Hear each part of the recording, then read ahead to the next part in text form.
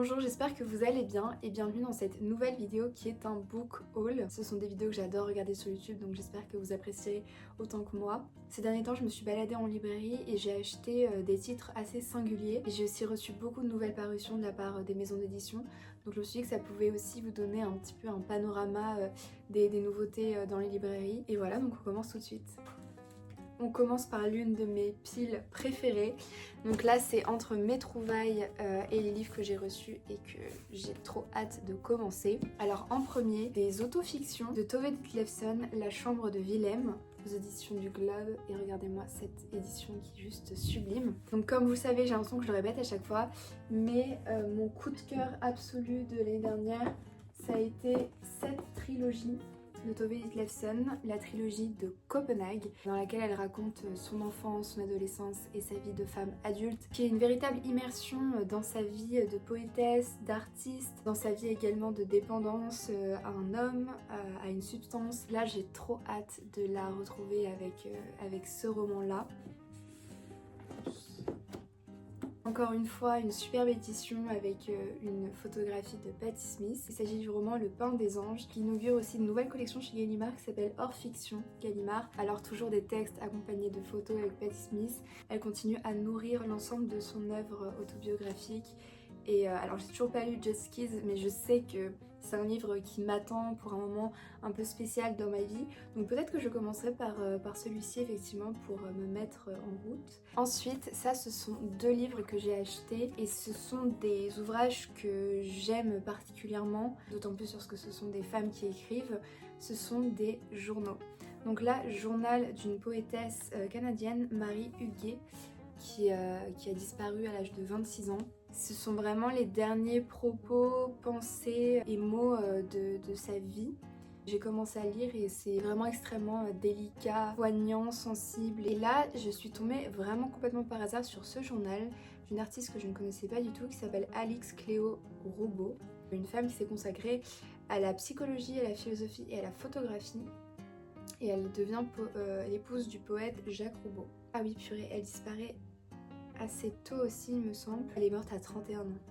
C'est complètement dingue, du coup, que j'ai pris les deux là sans savoir. Mais voilà, l'édition m'a tout de suite attirée. Là, on a aussi accès à quelques photos. Donc, voilà. Et ensuite, deux livres qui se répondent de par leur format et finalement leur thème principal.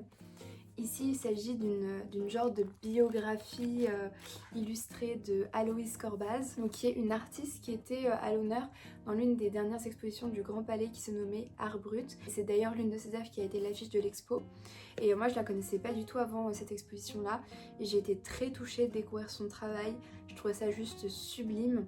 Et à nouveau, une femme qui connaît un destin vraiment tragique, entre enfermement, entre pathologisation de ses maladies, etc.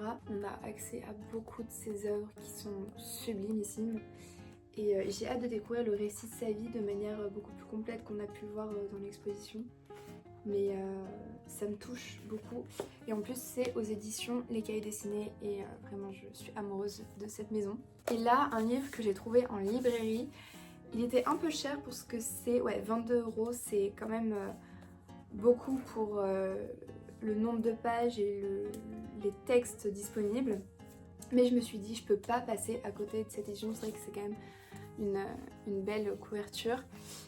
Il s'agit des dessins de Sylvia Plath accompagnés de quelques extraits de ses carnets, de ses journaux, et je trouve ça magnifique et ça me touche toujours beaucoup quand des artistes ont pu être multidisciplinaires dans leur carrière, mais finalement l'un des domaines a été un petit peu effacé et moi je ne savais pas du tout avant de découvrir ça que Sylvia Plath dessinait.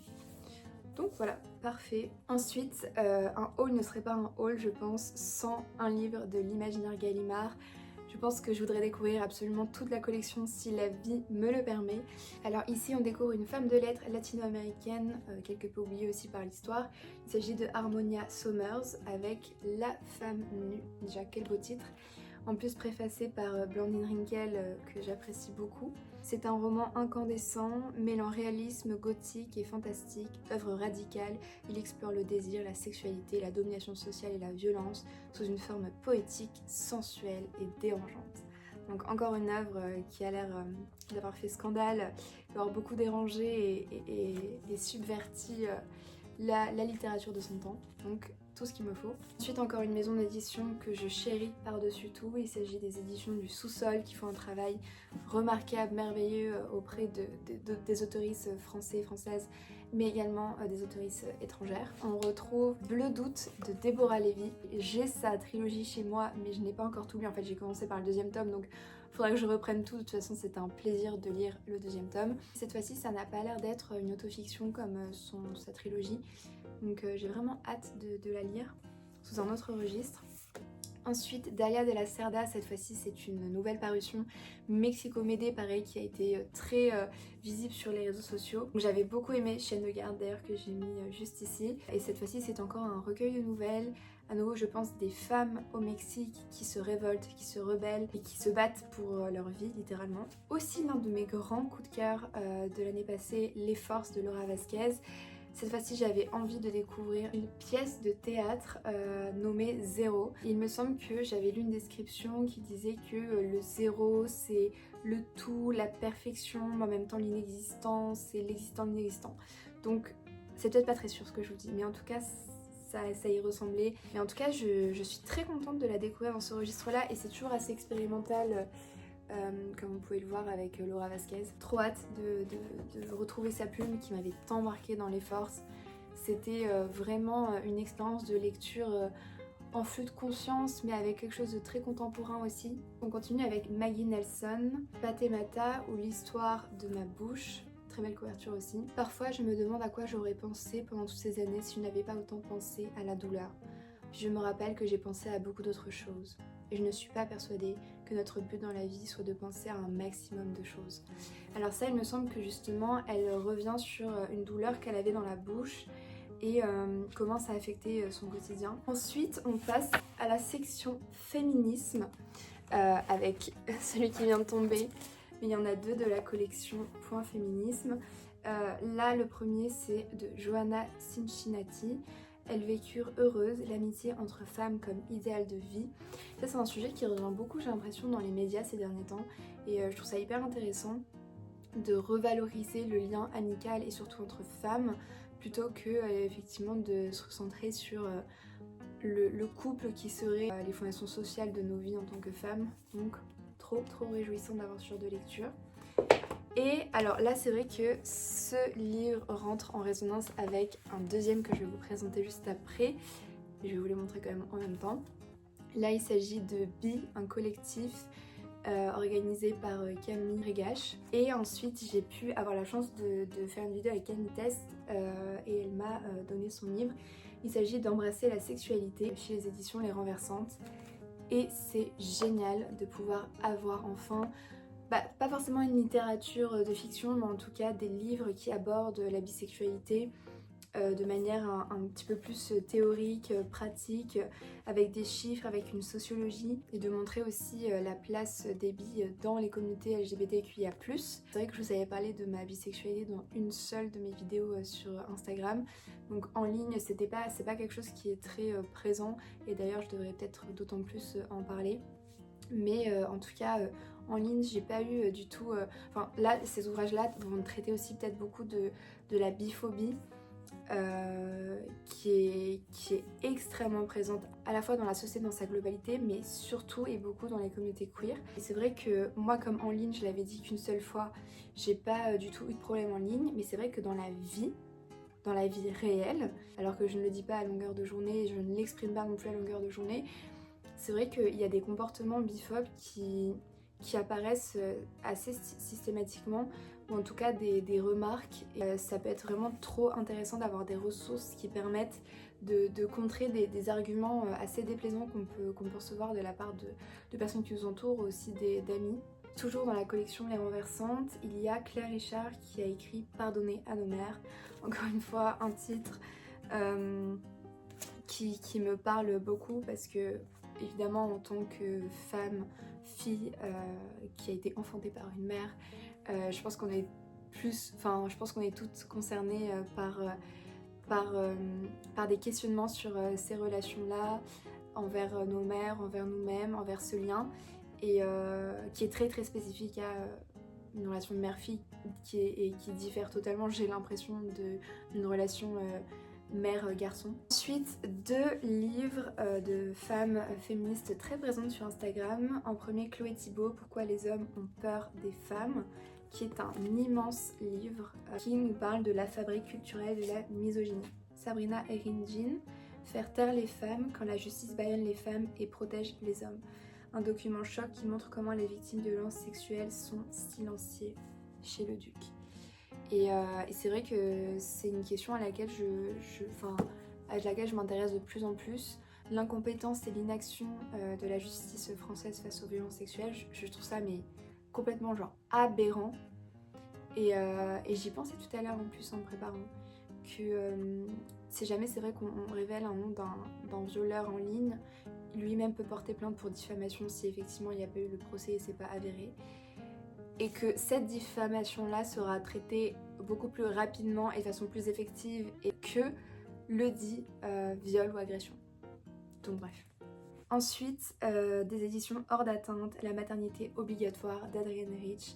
C'est une intellectuelle, poétesse, écrivaine dont j'entends énormément parler depuis beaucoup de temps. Je lis aussi parfois des bribes de poèmes et j'ai hâte de la découvrir. Et regardez-moi cette très belle édition aussi. Qui est un ouvrage de référence justement sur le choix et l'injonction à la maternité, de l'expérience intime au poids de l'institution. Et elle a été publiée, celui-ci a été publié en 1974, publié en 1976, mais apparemment c'est un livre vraiment fondateur qui n'a pas pris une ride apparemment. Pour terminer, j'ai reçu de la part des éditions La Meute, que je n'avais encore pas dans ma bibliothèque, plusieurs exemplaires, donc trop adorable de m'avoir envoyé tout ça. Mais c'est vrai que je voulais particulièrement découvrir l'ouvrage de Marie Kirchen, qui est une lesbienne et à qui on dit c'est parce que tu n'es pas tombée sur le bon. Et donc il y a marqué une mise au point judicieuse par Marie Kirchen et je voulais trop me documenter sur cette fameuse phrase. Plein de titres vraiment excellents et qui donnent envie de parcourir ces petits essais. Je vous les mets là. J'espère que vous arriverez à lire. 2 essais biographiques. J'aime énormément les essais biographiques, surtout sur les autrices évidemment. En fait, les 400 ans de la naissance de Madame de Sévigné, la seule et l'unique. Et on a le droit à cette immense biographie par Geneviève Haroche-Bouzinac, qui a eu le prix Goncourt de la biographie, sous-titré Une femme et son monde au grand siècle. Trop hâte de découvrir en détail sa vie à travers cette belle biographie. Et en deuxième, Biondetta de Stéphanie Ahusso. Et si Madame de Staël n'était pas celle que vous croyez. Et c'est vrai que Madame de Staël, c'est une écrivaine qu'on entend beaucoup parce que je pense qu'on l'étudie aussi beaucoup au lycée, un peu en prépa. Et en fait, j'ai l'impression qu'il y a un imaginaire autour d'elle qui n'est pas celui de la réalité. Parce qu'en fait, c'était vraiment une badass absolue, cette femme. Et j'espère trop que je vais découvrir des anecdotes assez sympas sur elle. Et il a été nommé Biondetta puisque Benjamin Constant l'appelait Biondetta. Pour finir, 3 BD/romans graphiques. Alors en premier, encore une femme autrice que j'aime énormément. Il s'agit de Lou Andrea Salomé, écrit et illustré avec Séverine Vidal et Olivia Sautreuil, qui retrace sa vie, qui est absolument remarquable. Elle était admirée par Nietzsche, par Rainer Marilke. Je sais que c'est souvent ce qu'on dit sur elle et on parle pas tant de sa vie. Et c'est vrai que là pour l'instant je ne peux pas me prononcer parce que je ne connais pas si bien sa vie, mais je vous en dirai plus pour sûr quand j'aurai lu la BD. Nietzsche a dit: Lou est la créature la plus douée, la plus réfléchie qu'on puisse imaginer. J'aime beaucoup la teinte des dessins. C'est une encre qui est hyper prononcée. J'aime beaucoup. Ça c'est Sarah Forestier qui me l'a donné trop gentiment parce qu'elle en parlait dans une de mes vidéos. Il s'agit de Une obsession de Nine Antico. Et là Sarah en a super bien parlé parce qu'elle disait que Nine Antico abordait certains complexes, certaines considérations autour de la sexualité et du désir féminin qui n'avaient jamais été abordés ailleurs. Et moi il m'en faut pas plus vraiment pour m'intriguer et me dire mais j'ai envie de découvrir quelles sont ces singularités, ces spécificités qui sont abordées. Surtout que le désir, c'est c'est une chose tellement vaste, enfin bref, trop intéressant. Et la couverture aussi, on dirait un tableau surréaliste, j'adore. Et en dernier, de la part de La Découverte Delcourt, itinéraire d'une pensée rebelle nommée French Theory, avec Derrida, Foucault, Deleuze.